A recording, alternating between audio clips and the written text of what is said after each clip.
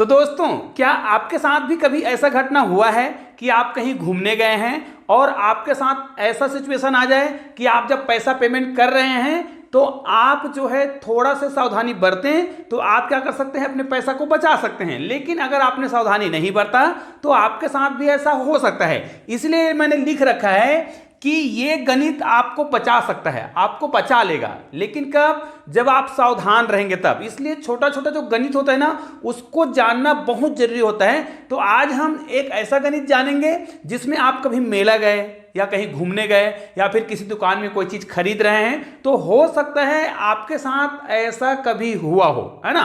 तो चलिए मैं बताता हूं कि मेरे साथ क्या हुआ। तो ये देखिए, क्या आपके साथ ऐसा हुआ है? अगर हुआ होगा ना तो मुझे कमेंट करके जरूर बताइएगा। और आज हम इस गणित के अलावा दो और बहुत ही महत्वपूर्ण प्रश्नों पर चर्चा करेंगे जिसमें अक्सर गलत जवाब देते हैं लोग। तो मैं जानता हूं कि आप लोग गलत जवाब नहीं देंगे भाई। तो चलिए आज का वीडियो प्रारंभ करते हैं। बहुत ही सिंपल सा प्रश्न है। ये वाला जो प्रश्न है थोड़ा सत्य घटना पर आधारित है। हम लोग क्या किए, कल हम लोग मेला गए थे। तो मेला में हमने कुछ खाया, चाट खाया या कुछ बच्चों के लिए नमकीन खाया। खाने के बाद मेरा मन किया कि मैं बच्चों के लिए कुछ मीठा खिलाऊं।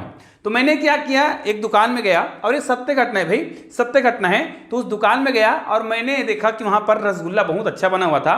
तो हम लोग 8 लोग थे। तो मैंने सोचा पहले उसका रेट पूछ लिया। ध्यान दीजिएगा, यहाँ पर रेट में और उसके देने के तरीका में कितना अंतर है और कितना घाटा मुझे होता, ये मैं आपको बता रहा हूं। मैंने उससे पूछा कि भाई ये जो रसगुल्ला है वो कितना पाव है। तो ध्यान दीजिएगा, उसने कहा 90 रुपए पाव। ठीक है, उसने कहा 90 रुपए पाव। तो मैं जानता था कि हम लोग 8 लोग हैं। तो मैंने सोचा कि चलो हम लोग, मुझे 10 पीस चाहिए। तो मैंने बोला कि 10 पीस आप दे दो। ठीक है, उसने रेट बताया 90 रुपए। तो मैंने उससे कहा कि आप मुझे 10 पीस दे दो। तो मैंने उसको 10 नग देने के लिए कहा। अब 10 नग जब उसने दिया, पैक किया, फिर मैंने पूछा कि अब कितना रुपया दूं, है ना, क्योंकि वो 1 पाव तो था नहीं। अगर वो 1 पाव होता तो मैं उसको देता 90 रुपए। मैंने उसको कहा 10 नग दो। फिर मैंने उसको रेट पूछा। फिर जब मैंने उसको रेट पूछा तब उसने रेट बताया। आप सुनकर दंग रह जाएंगे। और ध्यान दीजिएगा, इसको पूरा सुन लीजिएगा। मैंने 1 पाव के दर से, है ना, उसने रेट बताया 1 पाव। तो हम लोग 8 लोग थे। तो मैंने 10 नग लिया और उस 10 नग का जब बन गया तो मैंने उसको रेट पूछा। तो उसने रेट जो बताया ना वो था 150 रुपए। ध्यान दीजिएगा, यहां पर अगर मैं 1 पाव लेता तो मैं 90 रुपए देता, और मैंने 10 नग लिया तो उसने रेट बताया 150 रुपए। अब ध्यान दीजिए, मैंने कहा ये कैसे? तो उसने कहा कि यहां पर एक नग जो रसगुल्ला है उसका रेट, अब देखिए उसने क्या किया, ये दुकानदार का चालाकी है। अब वो एक बच्चा था, है ना, जो शायद पहली बार आया रहा होगा या फिर वो ऐसा ही बेचता रहा होगा, पता नहीं हर दुकानदार कैसे करता है, मुझे पता नहीं है। तो उसने कहा 1 नग, ध्यान दीजिएगा, 1 नग रसगुल्ले का रेट कितना है, 15 रुपए है। ठीक है, अब 1 नग का 15 रुपए है। तो भाई 10 नग का कितना होगा, इसको आप क्या करेंगे, 15, है ना, 1 नग का 15 रुपए। तो हमने कितना लग दिया था, 10 नग। तो 10 नग के हिसाब से कितना हो गया, 150 रुपए, जो उसके कैलकुलेशन के हिसाब से ठीक बैठ रहा था कि 15 नग 1 नग का है, सॉरी 15 रुपए 1 नग का है। तो हमने कितना नग लिया था, 10 नग, तो गुना कर दिए तो 150 रुपए हुआ। लेकिन मैं तो गणित वाला हूं भैया, है ना। तो मैंने कहा कि मैंने आपको 10 नग बोला है, अब मैं नग के हिसाब से नहीं ले रहा हूं, मैं तो पाव के हिसाब से ले रहा हूं। तो मैंने कहा कि चलो आप इसको तौलो। तो मैंने उसको तौलने के लिए कहा। तो जब उसने उसको तौला, ध्यान दीजिएगा, ये जो 10 नग को जब तौला ना तो वो 1 पाव नहीं था। 10 नग को जब तौला तो 1 पाव नहीं था, ध्यान दीजिएगा। तो मैंने कहा कि चलो उसमें और डालो। तो उसने उसमें 5 नग और डाला, छोटा छोटा साइज का था। तो 5 नग उसमें और डाला रसगुल्ला। तो 10 नग पहले का और 5 नग और डाला, तब ये कितना हो गया, ध्यान दीजिएगा, तब ये टोटल हो गया 15 नग। अब ध्यान दीजिएगा, यहां पर आपको एक बहुत मजेदार चीज समझ आने वाला है कि आपके साथ भी ऐसा हो सकता है, कभी मड़ाई गए हो, कभी मेला गए हो। तो क्योंकि मेरे साथ तो ऐसा हुआ था, तो मैंने तो इसका बहुत ही शानदार हल निकाला। फिर टोटल अब 15 नग हो गया। अब 15 नग को जब तौला, सोचो पहले 10 नग था जो 1 पाव नहीं था, जिसका रेट 150 रुपए हो रहा था, मतलब हमें कितना घाटा हो रहा था, इसको भी आप कैलकुलेशन कर सकते हैं। जब मैंने 5 नग और जोड़ा तब वो 15 नग हुआ, और ये कितना हो गया, 15 नग हुआ, और अब ये 1 पाव है। ध्यान दीजिएगा, अब ये 1 पाव हुआ। अब जब ये 1 पाव हो गया तो इसका रेट जब हमने निकाला तो ये 15 नग है ना, कितने का है, 1 पाव हुआ, 15 नग का 1 पाव। अब मुझे इसका पेमेंट करना है कितना रुपए, 90 रुपए। ध्यान दीजिए 90 रुपए कब देंगे, जब हम 15 नग लेंगे तब 90 रुपए देंगे। इससे पहले क्या हो रहा था, हम 10 नग ले रहे थे और इस 10 नग का रेट हम कितना दे रहे थे, 150 रुपए उस दुकानदार के हिसाब से। और मेरे हिसाब से अगर मैं कितना नग, 10 नग ले रहा हूं तो मुश्किल से जब 90 रुपए पाव है तो 70 या 80 रुपए का होगा, इस हिसाब से मैंने लिया था। लेकिन वो नग में जब दे रहा था तो वो क्या कर रहा था, 1 नग, ध्यान दीजिएगा 1 नग का कितना मूल्य था, 15 रुपए लगा रहा था।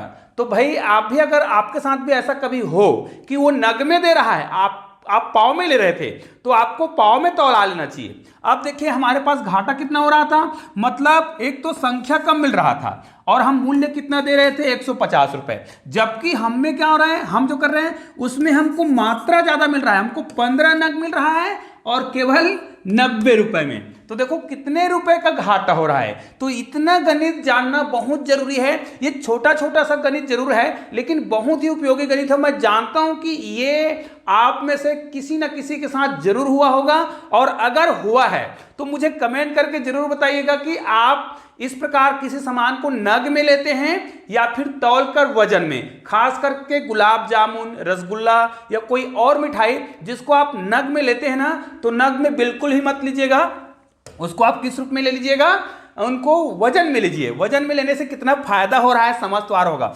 फिर मैंने उस दुकानदार से कहा, भाई अब आपने 90 रुपए पाव के हिसाब से सामान मुझे दिया है और आप शुरू में 150 रुपए बोल रहे थे और मैंने तो सामान केवल 90 रुपए का लिया है, और आपके 150 रुपए के हिसाब से अगर मैं सामान लूं तो आपको क्या करना पड़ेगा, 60 रुपए का सामान और देना पड़ेगा। अर्थात मैं कह रहा हूं कि चलो भाई अब मैं आपकी दुकान में आया हूं तो 150 का ही सामान ले लेता हूं। अर्थात उसको मैंने कहा कि भाई चलो आपने 150 रुपए बोले, मैं 150 रुपए दूंगा, लेकिन उसके बदले में क्या हो गया, हमको 15 नग क्या मिला, रसगुल्ला मिला, और ये 60 रुपए का मैंने उसको फिर कहा कि आप हमें कोई और मिठाई दे दो। मतलब उस दुकानदार ने शुरुआत के कैलकुलेशन में जो गड़बड़ी किया था उसके हिसाब से मुझे 150 देना पड़ रहा था केवल 10 रसगुल्ले का। अब मेरे हिसाब से उसने 15 रसगुल्ले दिए, वजन में तौल कर एकदम परफेक्ट तौल कर दिया, और उसका मैंने 90 रुपए दिया और बाद में मैं 60 रुपए का और सामान लिया। अर्थात उसको मैंने केवल 150 रुपए दिया और सामान हमने ज्यादा लिया। आपके साथ भी ऐसा होता होगा मान लिया जाए, तो आप लोग मुझे कमेंट करके जरूर बताइएगा। तो ये तो था सत्य घटना पर आधारित एक गणित, जो कि अक्सर मड़ाई है या मेला है, इस प्रकार के जो भीड़ भाड़ वाले जो आयोजन होते हैं उसमें अक्सर ऐसा होता है कि आप लोग हड़बड़ी में गड़बड़ी मत करना। अब मैं 2 प्रश्न आपको और पूछने वाला हूं जिसके उत्तर आपको देना है। पहला, ध्यान दीजिएगा, अगर 1 मीटर है ना, 1 मीटर लंबा, ध्यान दीजिएगा 1 मीटर लंबा है ना, और 1 मीटर चौड़ा, ध्यान दीजिएगा मैं जो बोल रहा हूं उसको ध्यान से सुनिएगा। अगर 1 मीटर लंबा और 1 मीटर चौड़ा कपड़े का जो मूल्य है मान ले जाए 100 रुपए है। अक्सर इस प्रश्न में गलती हो जाता है। देखिए 1 मीटर लंबा और 1 मीटर चौड़ा कपड़ा है, ठीक है, उसका मूल्य 100 रुपए है। तो आपको क्या करना है, अगर आपको आधा मीटर लंबा, ध्यान दीजिएगा आधा मीटर की बात कर रहे हैं, आधा मीटर लंबा हो और आधा मीटर ही चौड़ा हो, ध्यान दीजिएगा आधा मीटर लंबा और आधा मीटर चौड़ा, ठीक है, आधा मीटर लंबा और आधा मीटर चौड़ा, ठीक है। यहां पर चौड़ा की बात कर रहे हैं, आधा मीटर लंबा है, ये लंबाई की बात कर रहे हैं, और यहां पर आधा मीटर चौड़ा। अगर हम कपड़ा लेना चाहें, यहां पर देखिए आपको मैंने मूल्य बता रखा है, 1 मीटर लंबा और 1 मीटर चौड़ा कपड़े का जो मूल्य है अगर 100 रुपए है, तो आधा मीटर लंबा और आधा मीटर चौड़ा कपड़े का मूल्य कितना होगा। इसमें अक्सर बच्चे गलती करते हैं कि जब 1 मीटर लंबा और 1 मीटर चौड़ा कपड़े का मूल्य 100 रुपए है, तो आधा मीटर कपड़ा, आधा मीटर लंबा और आधा मीटर चौड़ा कपड़े का मूल्य 50 रुपए होगा। लोग ऐसा बोलते हैं। क्या आपको भी ऐसा लगता है कि 50 रुपए होगा?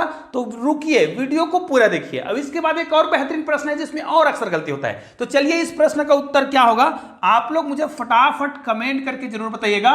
इसका उत्तर तो आपको बताना होगा, क्योंकि यहां पर देखिए 100 रुपए है 1 मीटर लंबा और 1 मीटर चौड़े का, तो यहां पर कई लोग बोलते हैं 50 रुपए होगा। मैं बोलता हूं ये गलत उत्तर है। कैसे? चलिए इसको हम प्रूफ कर रहे हैं, आपके सामने ही प्रूफ कर रहे हैं भाई। मान ले जाए ये हमारे पास एक कपड़ा है जो क्या है 1 मीटर लंबा और 1 मीटर चौड़ा है। चलिए आपके सामने पूरा प्रूफ कर रहे हैं। ये 1 मीटर लंबा है, ये देखिए 1 मीटर लंबा है और ये 1 मीटर चौड़ा। देखिए मैंने दोनों ले लिया, 1 मीटर लंबा और 1 मीटर चौड़ा कपड़ा है। इसका मूल्य कितना है? इसका मूल्य है 100 रुपये। ध्यान दीजिएगा, इसका मूल्य 100 रुपये है। और मैंने क्या कहा है?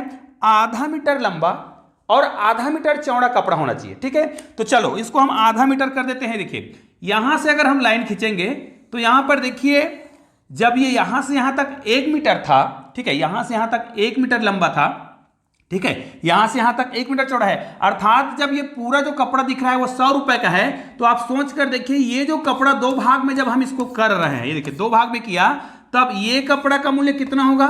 50 रुपए होगा और इसका मूल्य भी कितना होगा?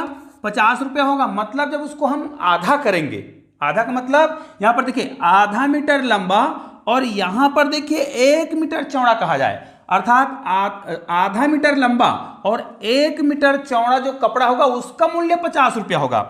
इसको यदि हम बीच से फिर काटें, ध्यान दीजिएगा, इसको हम बीच से फिर काटते हैं, तब देखिए अब आपको पता है कि यहां से यहां तक ये 50 रुपया था, तो अब ये देखिए ये यहां से 50 था, अर्थात ये पूरा कितना है? 100 रुपए का है। तो इसको हमने 4 भागों में तोड़ा है, 1 2 3 और 4, अर्थात 100 को आपको क्या करना था? 100 को आपको 4 से भाग देना था। 4 से भाग देंगे तो हमारा उत्तर कितना आएगा? 25 रुपए आएगा। और आप करके भी देख सकते हैं, जब हमने आधा किया तो इस आधे भाग का मूल्य कितना था? 50 रुपए। इतने आधे भाग का मूल्य 50 रुपए, ठीक है, पूरे का इतने का।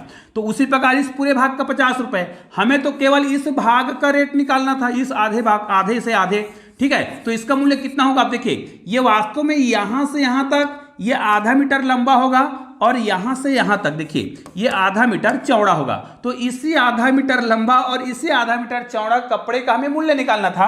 तो निश्चित रूप से इसका मूल्य कितना हो गया? इसका मूल्य हो गया 25 रुपए, जो कि आप प्रूफ कर सकते हैं। निश्चित रूप से इस प्रकार के प्रश्नों को आपको बहुत ही सावधानी पूर्वक समझ लेना चाहिए। अक्सर बच्चे गलती करते हैं, निश्चित रूप से आप लोग तो गलती नहीं करते होंगे। अगर इसका मूल्य दिया हो 100 रुपया दिया हो पूरा, तो आप गुना करके देख सकते हैं, जोड़ करके देख सकते हैं। इस प्रकार 25-25 करेंगे तो 4 बार 25 को जब हम गुना करेंगे, जोड़ेंगे ना, तो हमारा उत्तर कितना आएगा?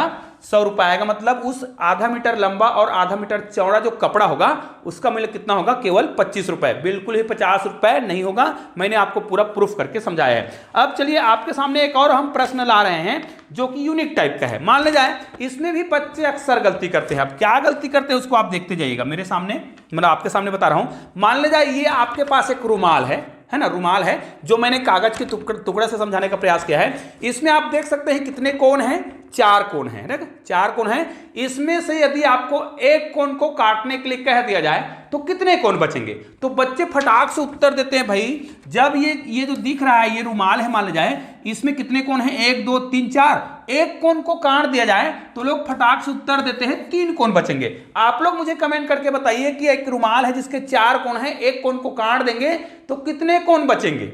गिन कर देख लीजिएगा कितने कोण बचेंगे, आपके सामने गिनेंगे और आपके सामने हम प्रैक्टिकल भी करेंगे। 3 नहीं और 4 भी नहीं, तो कितना देखते हैं। आपको लग रहा है कि 3, तो ये गलत हो जाएगा। देखिएगा मैं आपके सामने काट के बता रहा हूं भाई, क्योंकि प्रूफ करना बहुत जरूरी है। कई लोग बोलते हैं कि सर ऐसा नहीं होता। तो चलिए, ये है एक रुमाल, मान लीजिए रुमाल होता। अब इसको मैं काट रहा हूं, ये देखिए मैंने इसको ऐसे काट दिया, आपके सामने ही काट रहा हूं ना, कहीं पर हम कोई गड़बड़ी नहीं कर रही। ये हमने काट दिया, अब इसको आपको दिखा रहे हैं। अब इसके कोण को गिनना है, कॉर्नर जो होता है ना, कॉर्नर उसको गिनना है। तो गिनिए, 1 2 3 4 और 5। इसका मतलब यह है जब रुमाल के एक कोण को हम काटते हैं तो वहां पर कोनों की जो संख्या है वो कम नहीं होती है बल्कि बढ़ जाती है। ठीक है, हमने तीसरा कोण को काटा तो तो केवल एक कोण था, जब काटे तो वो 2 कोण बना देता है। तो इस प्रकार जब हम किसी रुमाल का या किसी इस प्रकार का वर्ग हो, है ना, तो उसका अगर हम एक कोण काटेंगे तो 2 कोण और बनते हैं। इसलिए हमेशा याद रखिए, इस प्रकार के जो प्रश्न होते हैं लॉजिक वाले होते हैं, जो बहुत ही मजेदार होते हैं। हो सकता है कभी इंटरव्यू में इस प्रकार के प्रश्न पूछ दिया जाए। तो निश्चित रूप से आज का वीडियो तो बहुत ही उपयोगी है और आप वीडियो को यहां तक देखे हैं ना, और आपको गणित के बेहतरीन जादुई ट्रिक सीखना है तो हमारे चैनल में एक प्लेलिस्ट बना है, गणित का जादू, मैथ्स मैजिक। उस प्लेलिस्ट में गणित के ऐसे बेहतरीन जादुई ट्रिक मिलेंगे ना कि आपका दिल खुश हो जाएगा। और हां, इस वीडियो के माध्यम से मैंने आपको इससे पहले 15 नाम होते हैं, 15 नाम में से आप कोई भी नाम सोच सकते हैं। उस नाम को मैं बता दूंगा, इस वीडियो को आप लोग जरूर देखिएगा, बहुत ही गजब का वीडियो है। या फिर आप चाहते हैं कि 31 नाम में मैं कोई भी नाम बता दूं, उस नाम को ही बता जाऊंगा, मतलब इसका मतलब तो यह है कि यहां पर आपका दिमाग पढ़ने वाला जादू चल रहा है, लेकिन इसमें दिमाग बिल्कुल भी नहीं लगाना पड़ता है, बस गणित आपको सीखना है और गणित के जादुई ट्रिक से अपने दोस्तों को हैरान कर सकते हैं। उसका वीडियो का लिंक यहां ऊपर में आपको मिल जाएगा आई बटन में, या फिर वीडियो के लास्ट में जब आप जाएंगे ना तब भी आपको उसका लिंक मिल जाएगा। तो हमारे चैनल में ऐसे ढेर सारे गणित के जादुई वीडियो हैं जो आपको बहुत मजा देगा, इसलिए हमारे चैनल को सब्सक्राइब करके बेल आइकन को प्रेस करना है और ऑल को टच भी करना है। और आपको एक काम करना है, बगल में 2 वीडियो दिख रहा है ना, किसी भी वीडियो को दबा दीजिएगा, वहां पे आपको वीडियो मिल जाएगा और उस वीडियो को पूरा देखिएगा। तो चलिए दोस्तों, मिलते हैं एक और बेहतरीन वीडियो के साथ, तब तक के लिए जय हिंद जय भारत।